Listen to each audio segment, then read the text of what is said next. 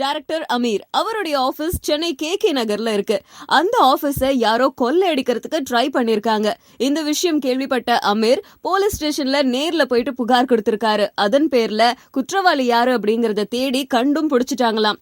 அமீருடைய ஆபீஸ்ல முகமது அலி அப்படிங்கிறவரு வேலை செஞ்சுட்டு இருக்காரு.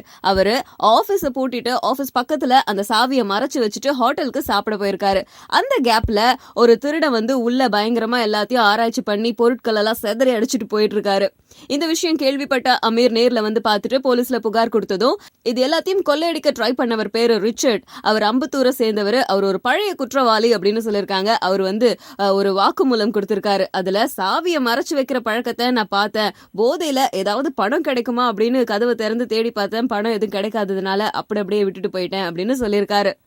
200 கோடி 250 கோடிக்கு பண்ண பாகுபலியும் 28 கோடி பண்ண ஆயிரத்தி பார்த்தீங்கன்னா ஆயிரத்தி எவ்வளோ பெட்ரு. அந்த பட்ஜெட்டு எங்களுக்கு ஆயிரத்தி கிடச்சிருந்தா இவங்க இன்னும் பண்ணியிருப்பாங்கன்னு இன்றைக்கி பாராட்டுறாங்க.